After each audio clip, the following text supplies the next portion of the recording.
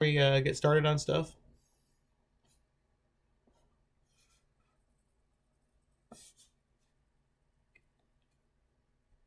There it goes. I do want to give another assignment for next Friday. I'll write that here on the. Everybody see my screen? Okay.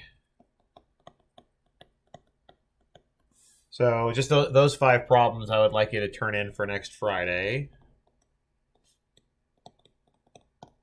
which is what day? The 3rd?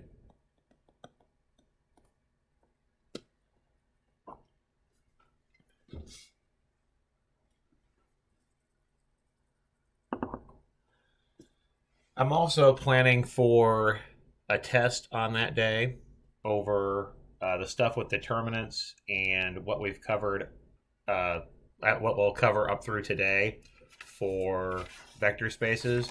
I probably will start some new stuff on Monday, but that'll be on the next test. The way I think I'm going to run the test, I'm still kind of working it out in my mind.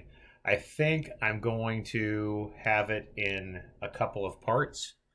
One part, I think what I want to do is more of a timed part. It's more focused on being able to do the computational types of things,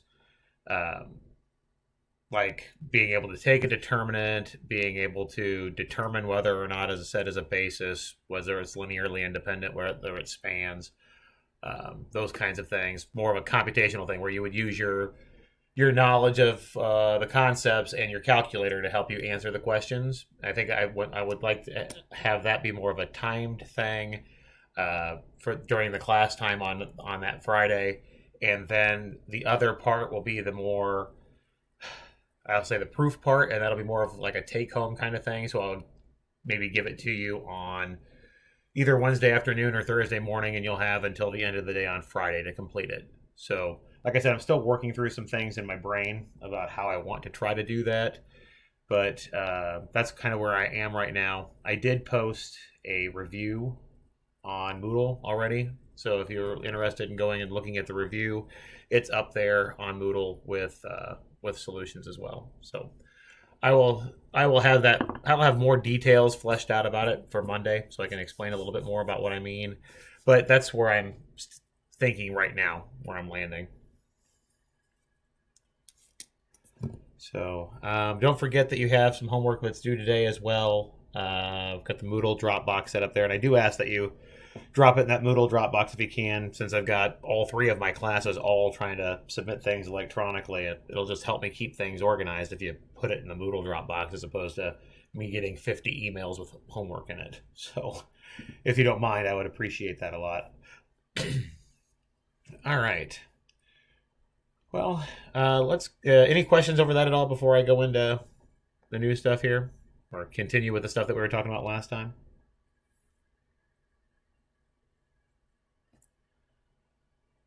Okay, so let's go. This is where we stopped last time with this theorem, where we talked about having a finite dimensional vector space. So finite dimensional vector space again means that there's a basis for the vector space V, and it has a finite number of vectors in it. Pardon me. So then we're going to talk about. So we start with a basis that we know that we have, and let's say we have any other set of vectors in V. So what we're doing is we're going to compare the size of V, compare the size of T to the size of the basis that we have and see if there's any conclusions that we can make. So the first one, according to this theorem, is that if we have more vectors in T than we have in our basis, then that set T necessarily has to be linearly dependent. And we gave a little bit of an idea of how the proof would go last time. Pardon me.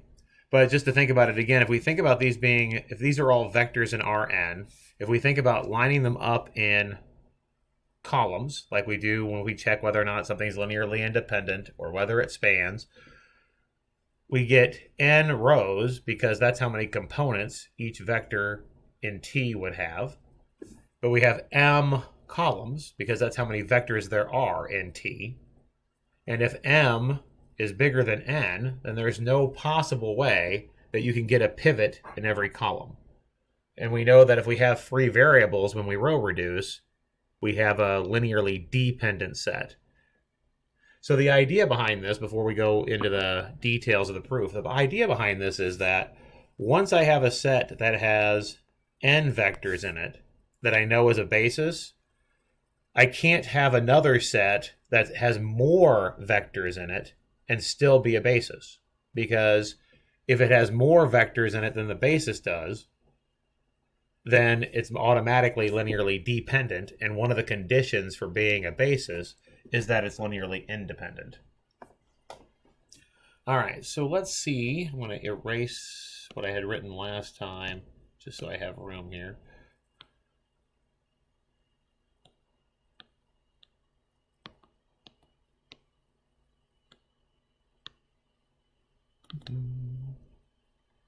Maybe I should have just highlighted and selected it. It would have been faster. All right. So for the proof here, again, we've got a basis here, and we're going to have a set of vectors here. So we know that this is a basis. Remember that there's two conditions for being a basis. It's linearly independent and it spans.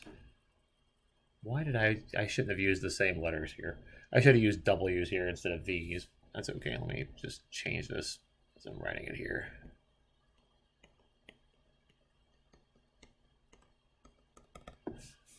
I want my V's specifically to refer to the basis.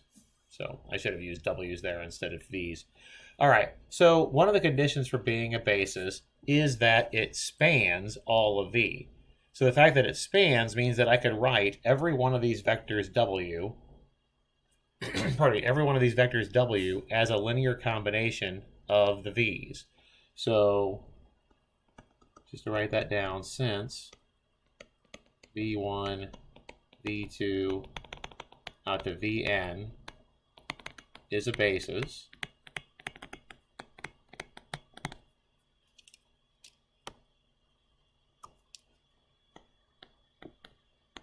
we can write each W sub I as a linear combination of the V's.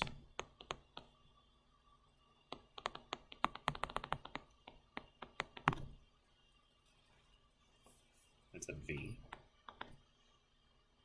All right, so let's just do that. Let's say we have W1 is, all right, so to be a linear combination, that means I can take a scalar times the first one, plus a scalar times the second one, and so on down the line. I'm going to label them as a 1,1 V1, a 2,1 V2, and out to a N1 Vn.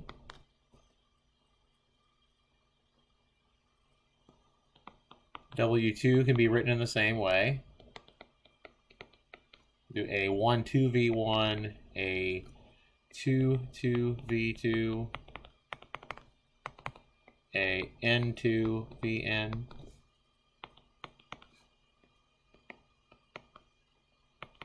and all the way down to our W sub m. So we get a 1m V1, a 2m V2,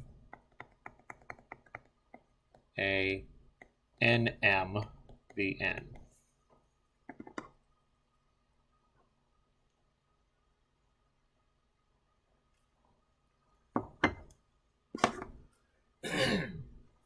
And again, the reason why we know we can do this is because we have a basis.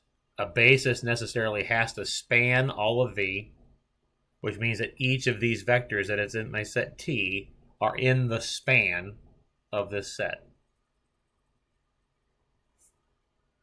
Okay? All right, so notice what we're trying to prove here is that T is linearly dependent. So the definition for linear independence, of course, involves doing a linear combination of the zero vector. So let's suppose that we have K1 W1 plus K2 W2 out to Km Wm is equal to the 0 vector.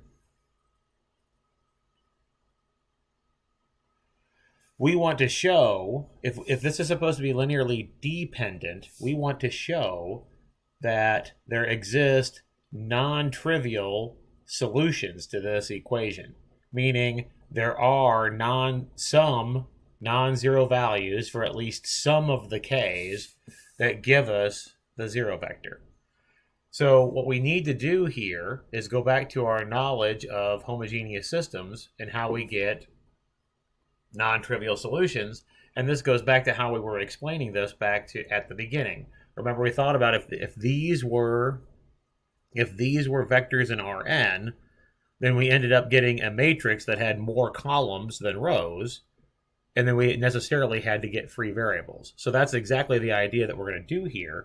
We want to try to solve for these k's to be able to get at that. All right, so let's think about how we would do that. Well, notice, since we've got these linear combinations, each of these for the w's, I can plug in these linear combinations in for each of the w's. Try to color. Yeah. Oh, did it? Okay, sorry. I appreciate that. All right, so go back to where I was. So again, we're trying to show that this linear combination is 0 because this is what remember the linear combination being equal to 0 is in the definition of being linearly independent. So we want to find non-trivial solutions. Show that there are non-trivial solutions for these k's because we're trying to show that the set is linearly dependent. So we want to go back to that same idea of how we started this whole discussion with systems of linear equations. We want to show that if we think about putting them in columns of a matrix, we're going to have more rows than columns in our matrix. So when we row reduce, we absolutely have to have free variables. All right, so each of these w's is a linear combination of the v's. So I can plug this linear combination in for each of these. So I think I've changed colors at this point. I can take this linear combination and plug it in here. I can take this linear combination and plug it in here, and so on down the line. The reason why I'm doing this is because I know something about linear combinations of the v's that give me the 0 vector. Because I know that this setup here with the v's is a basis. So if we go through and do all this plugging in and rearranging, well, notice that what are my coefficients going to be on the v1s if I plug all of this stuff in and rearrange? Well, I'll have k1 times a11, and I'll have k2 times a12, all the way down to km times a1m, and that will have to be 0 because of the 0. That times the v1 will have to be 0, and so on down the line. So the first one gives me k1 times a11, k2 times a12, and then km times a1m. That's the coefficient on the v1.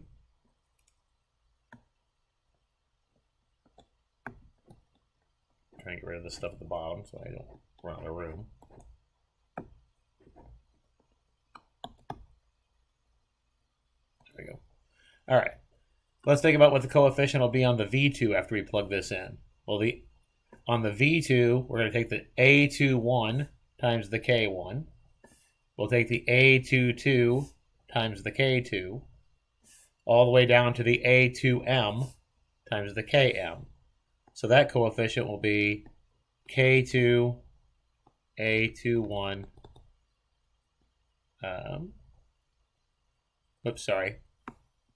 k1 times a21, k2 times a22, all the way down to km times a2m. That's the coefficient on the v2. And we keep going. for the last vector here with the n, the an1 gets multiplied by the k1, the an2 gets multiplied by the k2, and so on down the line. Oops, I guess I rearranged that from the other order. So we have k1 an1, k2 an2, km times anm. That's v times vn. And we still have the 0 vector. So all this is, again, is plugging in each of these linear combinations of the w's, plugging that into in for the w's here, and then just rearranging. Now, again, the reason why we want to plug this in and rearrange is I'm trying to prove something about the w's, which I don't know anything about except that they're vectors. But I do know something about the set of v's. So I need to get this linear combination here in terms of the v's so that I can make a statement about the basis part. All right. So again, since this is a basis, I know that the set is linearly independent. So notice that we have a linear combination here that gives me the 0 vector. So if I have a linear combination of the v's that gives me the 0 vector, what do these constants all have to be? They all have to be 0, right? This constant has to be 0. This constant has to be 0. All the way down to this constant has to be 0. So to write that down,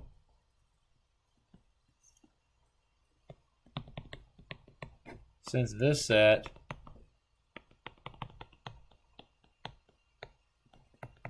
is linearly independent, we must have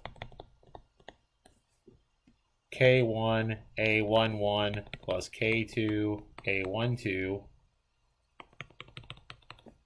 km a1m equal to 0, all the way down to k1 an1 plus k2 an2 km anm equal to 0. And again, that's because we have a linearly independent set of the vectors v that equal a linear combination of those, and it's a linearly independent set. The linear combination is giving me 0, so all the coefficients have to be 0. Now remember, it's been a while since we started this problem, but remember back up here again, we started with supposing that we had a linear combination of the w's that was equal to 0, and we were trying to say something about the k's. Okay? So it's the k's that we're trying to solve for. The a1s, the a sub ij's here are given to us because we know that we can write each of the w's as a linear combination. So the a11, a12, and so on, those are given to us. We're trying to solve for the k's. So we have a system of linear equations trying to solve for the k's. How many equations do we have?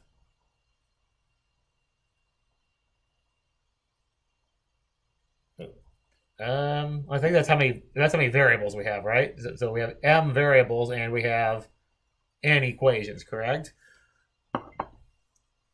So we have n equations and m unknowns.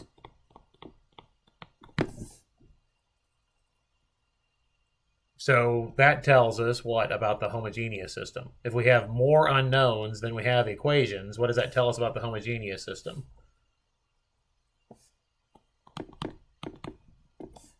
Yeah, it's dependent, right? The system has infinitely many solutions.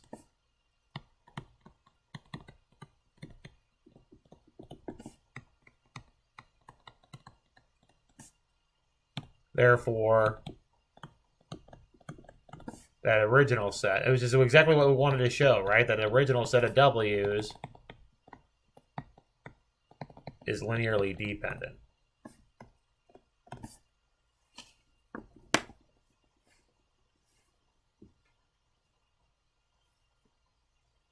questions on that proof?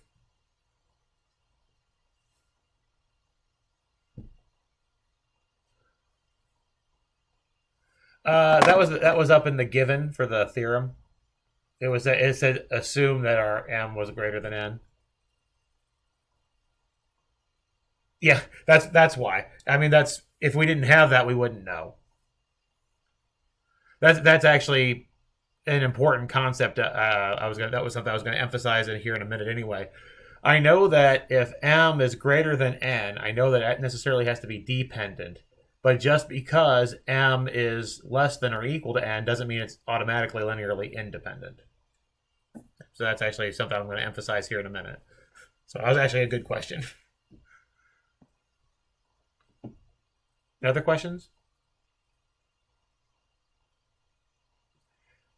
All right, so notice, I'm not going to go through the proof for the second part, but notice it would be similar. It says that if m is less than n, then t does not span. Well, the proof would be the same idea. You would still do the same thing. You would write out your linear combinations here, and you would still get to the same point of being still get to the same point of all these being linear combinations and doing the exact same idea to see that you would assume that it spans, and you would get a contradiction to the linear independence of the v's. The proof of that is on page 258. But again, the whole idea here would be, think about what would happen. Let's just think about it again as terms of vectors in Rn. If I took the w's and wrote them this way,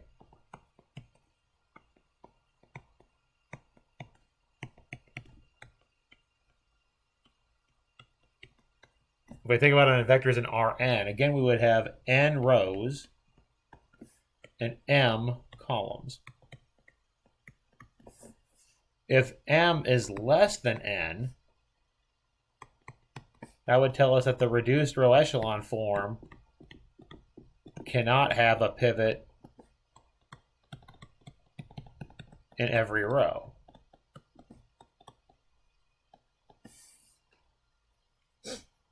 Right? If we have fewer columns than we have rows, we're going to necessarily have to have rows of zeros in the bottom.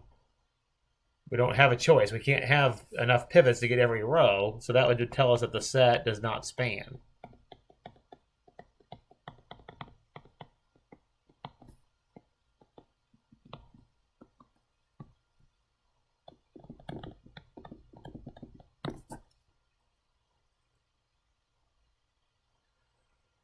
And the proof, like I said, the proof of this looks very, very similar to the proof that we just did. You can read through it on page 258. I'm not going to take the time to go through it. It's because we're setting up a similar type of system of equations, and then you get a contradiction to the the fact that the v's are linearly independent. The proof would be that you would assume that that does span and write all the w's as linear combination. Excuse me, I write all the v's as linear combinations of the w's. But the important part here is that the conditions that we have on the m and the n. So let me just summarize that. So let's assume that v1, v2, out to vn is a basis for v. What this says is that any linear independent set in V has at most n vectors. I can't get above. Okay.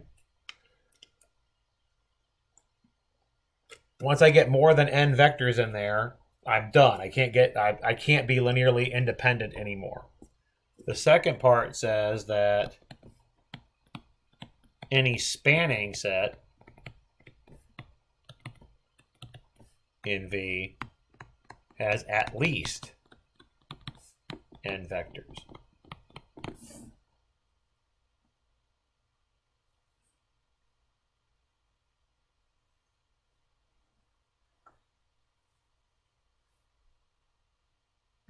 So what this tells us about these two things together tell us that every basis must have the same number of elements. So therefore, any basis for V must also have, I should say any other basis for V, must also have exactly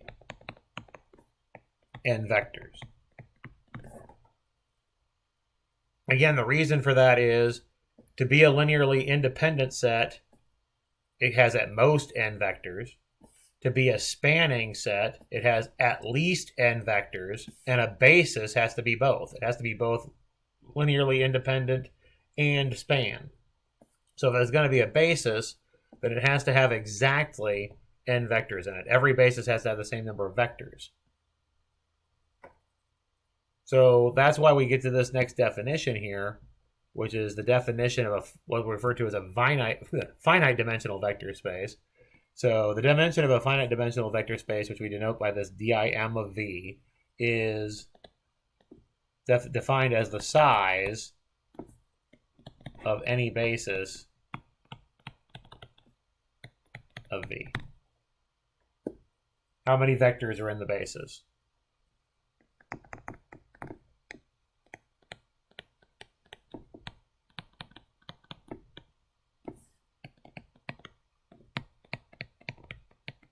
Okay. So let's do a couple of examples here. Well, the first example is not really anything that we've talked about, but this particular vector space, this is, I'll say, well, it's the only vector space that you have that has finite number of vectors in it. So it's the only vector space that we have that has a finite number of vectors in it. There are other vector spaces that are outside of the realm of this class that could have finite number of vectors in it. But for our purposes, this is the only one that has a finite number of vectors in it.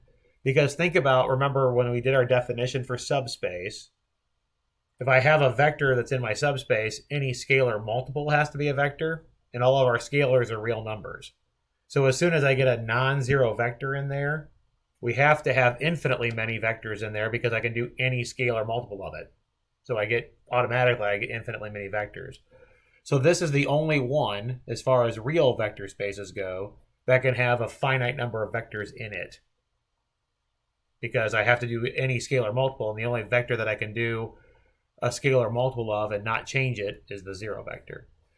So this vector space has dimension 0. In order for it to have dimension 0, it means it has no elements in its vector space. So by convention, we use an empty set for its bases. I know it's a little weird. It's just something that we have to do to make all the definitions work. All right, let's go to the examples that actually make some sense here. So let's look at this first one. Tell me a basis that you know for certain is a basis for Rn.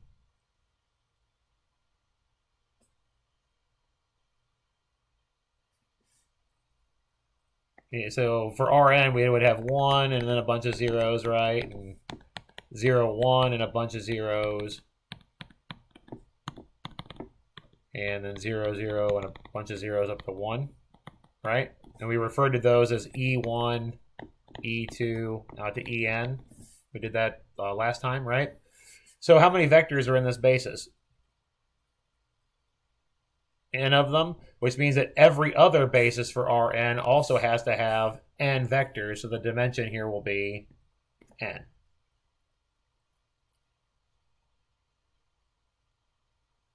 How about Pn? What's definitely a basis for Pn?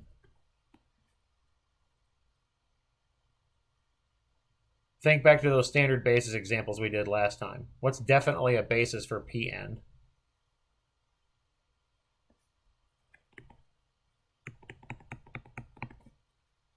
Good. So yeah, we start at 1, and we could use 1, x squared, all the way up to x to the n. How many vectors then are in this set? How many? It's n plus 1, right? We've got each power of x plus the constant that's in there. So since there's n plus 1 vectors in this particular set, this has dimension n plus 1. And then this last one here, if we think about m by n matrices, basically how many entries do we have to fill in for an m by n matrix?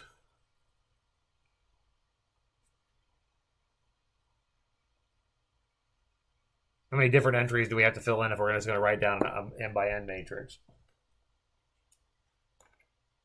Yeah, so there's m times n entries, right? So this must have dimension mn. Remember we talked about that last time, that you have to put a 1 here and zeros everywhere else, right?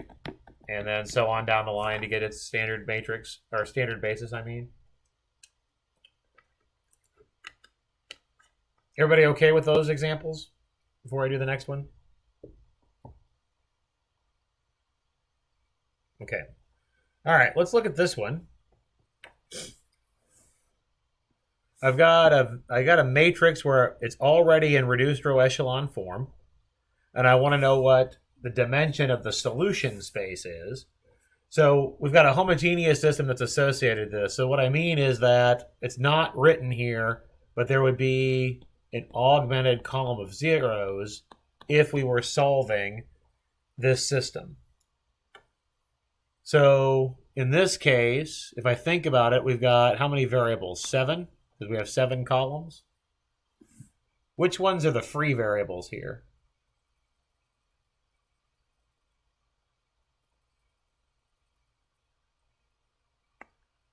Good. 4, 6, and 7 are the free variables, right? So you would have x4 would be some parameter, x6 would be some other parameter, x7 would be a third parameter.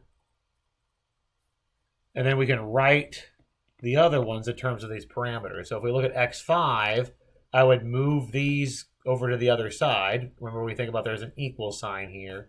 So that would be negative 2s minus 6t. We would have x3.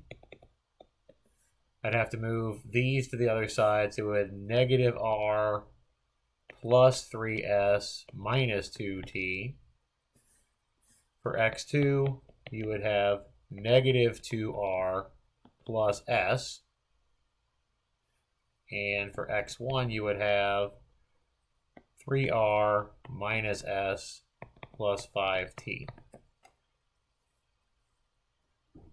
Oops, minus 5t, sorry. Okay, before we've done this stuff before, and before I'm going to change this over to vector form and actually find a basis for this solution space. But before I even do that, let's just think about what we might mean for dimension of this space just by looking at how the solutions are written. I've got this r, this s, and this t. Does this r, this s, and this t depend on each other?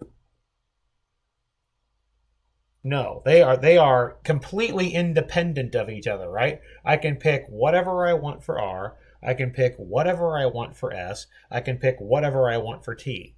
So what do you think the dimension has to be at least for this vector? Just based on that information, what do you think the dimension has to be at least for the solution space? It better be at least 3, right?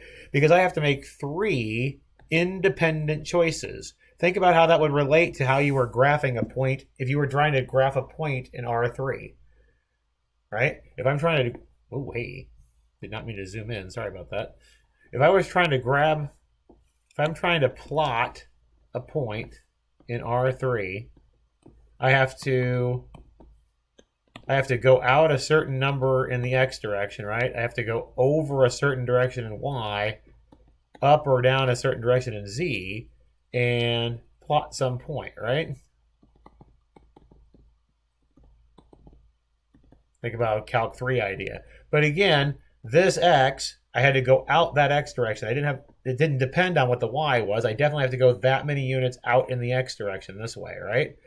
And if you get here, I had to go this many directions in the y. It didn't matter, or this far in the y direction. It didn't matter how I went in the x or the z. And likewise, for the z direction, I had to go up. Right? I have 3 independent choices to make. This also has dimension 3. So same idea over here. I've got 3 independent choices to make. So it has to have dimension at least 3. Now, look at the other variables in here. Do I get a choice for those? For the 1, the 2, the 3, the 5? Do I get a choice, or is it determined by the other ones? It's definitely determined by the other ones, right? I don't have a choice in the other variables. So that tells me that I have at most dimension 3. So the fact that I've got these 3 independent variables here, these 3 independent choices, that tells me that my dimension of W here has to be 3.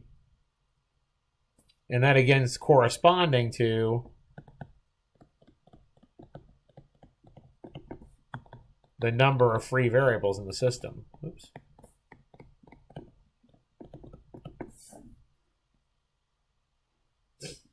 Now, based on this, we can also find a basis and then actually check the fact that we have a basis and that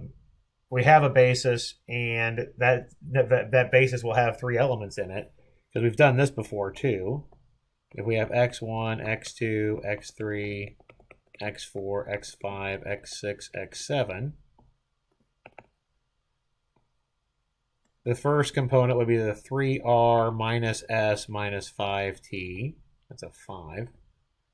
The second would be negative 2r plus s,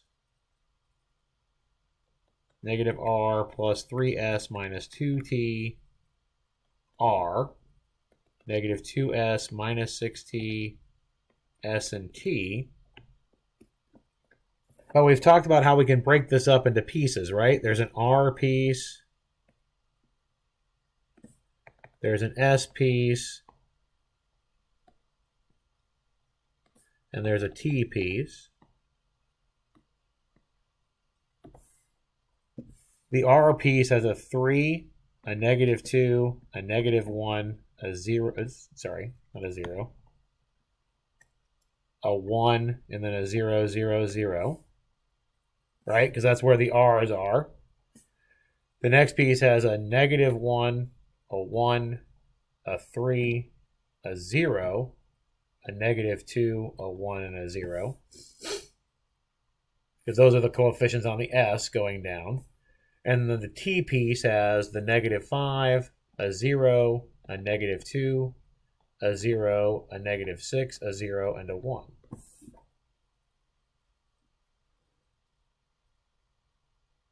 And we've talked about how to write solutions to homogeneous equations like this in the past. Now you can see the basis for the solution space. I can see the basis here because it's these 3 vectors. This vector, and this vector. Those 3 vectors give me the basis for my solution space. Here's how I know that it's a basis. Well, the spanning issue is not an issue because I'm writing every solution as a linear combination of those 3 vectors. This automatically is a linear combination of those 3 vectors. So these 3 vectors certainly span the solution space. The other piece that I would need is linear independence, and that comes back to what I was just saying when I started this whole thing. We have independent choices. This r is independent of this s, is independent of this t, and you can see that from the vectors. I can see that they're independent choices because here's where the r is. Notice where that r is. That's where the r was, right? For x4. Notice that there's zeros in the other 2 places in the corresponding components.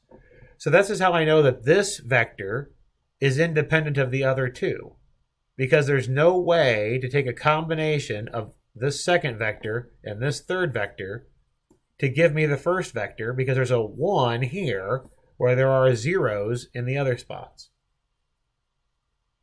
Likewise, if I look where the s is for the solution, it's in the 6th component. Notice that the other components for the other 2, the components in the same spot for the other 2 vectors are also 0. So there's no way to combine the first vector and the third vector to give me the second vector. It's independent of the other 2 because I cannot get a 1 here when there's zeros in the corresponding components. And then likewise here for the t. So that's how I know that they're linearly independent. And this, like I said, this matches with what we were talking about back at the beginning. we have 3 independent choices. I see those 3 independent choices in the vectors. Questions on that?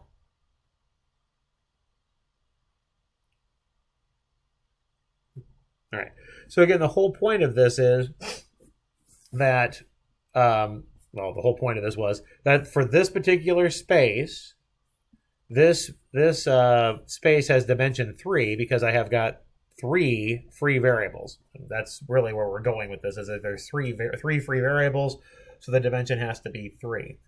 Notice in this case that this is definitely a vector space, and it lives in R7.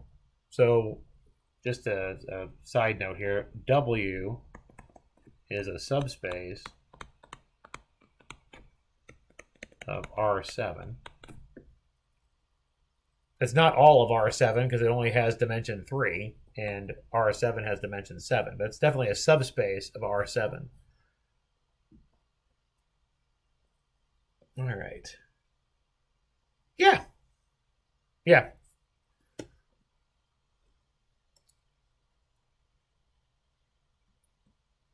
Mm-hmm.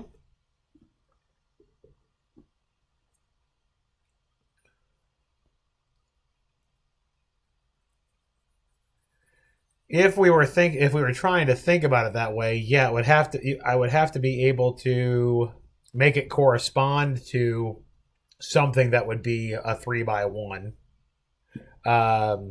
It's not really the same idea because this, well, I could make it the same idea, but it would have to be a correspondence with a 3x1 matrix through a function. That it would have to have the same structure, if you will, and the structure is completely determined by those 3 entries. So I could match this particular vector up with a 3x1 vector a 3x1 matrix that has the R, the S, and the T, because the other 4, once I know R, S, and T, the other 4 are completely determined by what the R, the S, and the T are. So that would be the correspondence between the two. It's not really trying to, I mean, you can think of it that way, but it's not really probably I'll say the most straightforward way to think about it in this case, because I really just have, probably a better way to think about it would be, at least for me, if I'm thinking about it from a graphical sense, maybe I've got a 3-dimensional space and I have maybe a line that goes through the origin like so, like this. This would be a line here through the origin is a 1-dimensional subspace of R3. So extending that idea, if I would, these are 7-dimensional vectors. So they live in R7, but they form something that basically looks like R3 in R7. I mean, that wasn't the best way to think about it, but the idea here is this really is it's a smaller piece of a bigger space. So much like the line here is a smaller part of R3. Or if you took, say, you could do a plane that goes through the origin, maybe even just the XY plane here. That's the XZ plane that I just drew. That XZ plane is a piece of R3, and it has dimension 2. Because it's a 2-dimensional subspace of R3. So I think you're not wrong that I can identify this with a 3x1 matrix, but it may not be the best visual representation, I guess, is what I'm trying to say, of what the subspace really is. Does that make sense? Okay. Other questions about that particular example?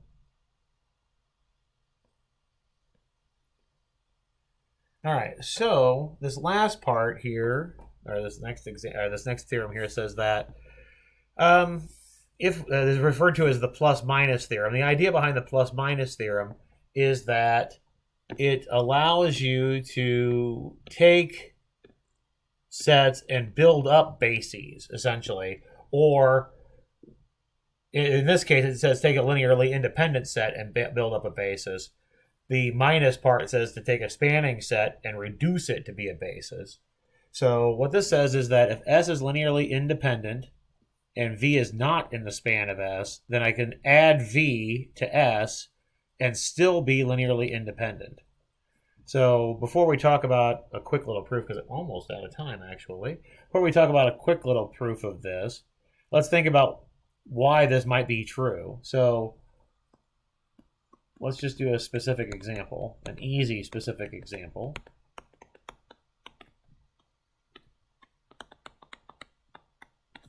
Let's just look at that set in R3.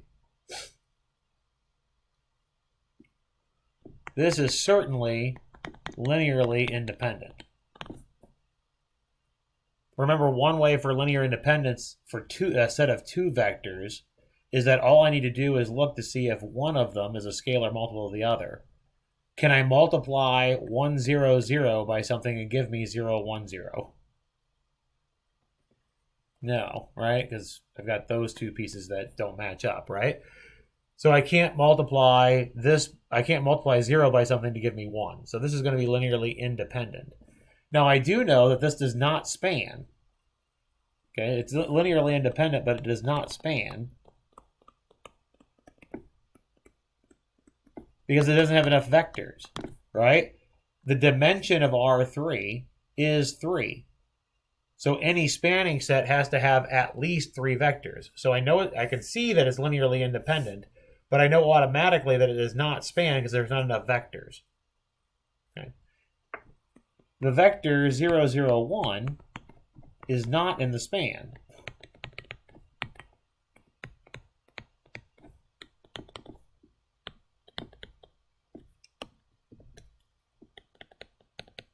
Again, that's not hard to see, right?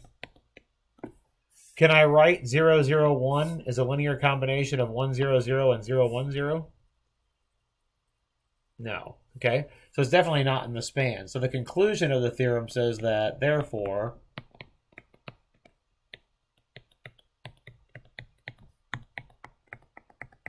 if I throw this in here, this is still linearly independent, which again, not a huge surprise because what did I just form here? This is the standard basis for R3, isn't it? Yeah. So notice here that what this theorem is saying is that if I start with a linear independent set and I have something that's not in the span, that I can't write as a linear combination of these, if I throw it in the set, it's still linearly independent. Now let's just think about why that's true real quick, and then I'll stop here and we'll do more of this on Monday. So let's say that V1, V2, out to Vn is linearly independent, and V is not in the span. Oops.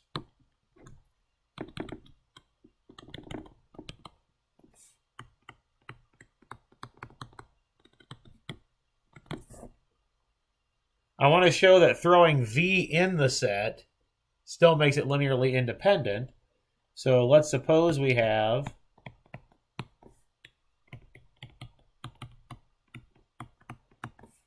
a linear combination that gives me the 0 vector.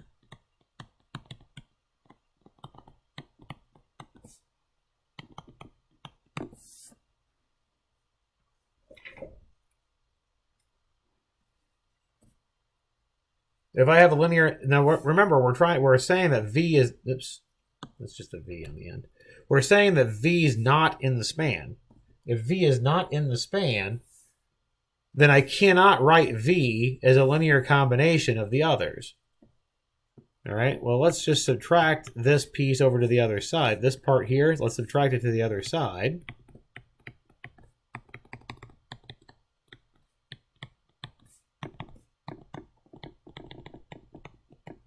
I keep writing the N on there.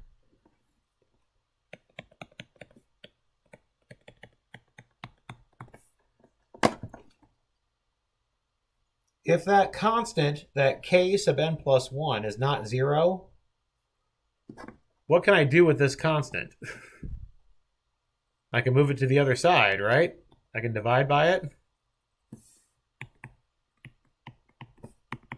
That means that v is a linear combination of the v sub i's. Is that possible? If v is not in the span, is this possible? Remember, the span is the set of all linear combinations, right? So if v is not in the span, can I write v as a linear combination? No. So, therefore, k sub n plus 1 must be 0. But if k sub n plus 1 is 0, what do we have on the right-hand side? The 0 vector. And what are we assuming about the v's? The v sub i's? They are linearly independent, which means that all the k sub 1, or the k sub i's, have to be 0 as well. Oops.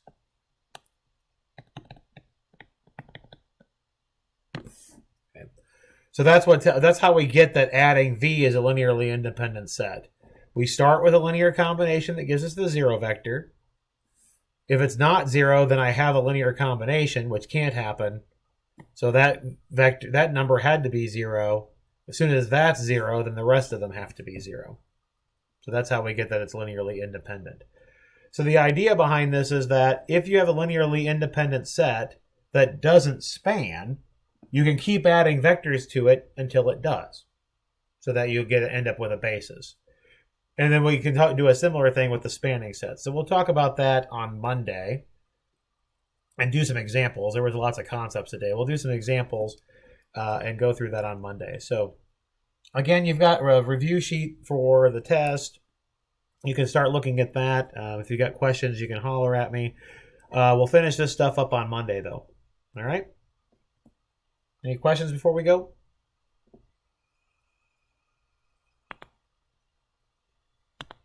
All right, everybody. Have a good weekend. Yep.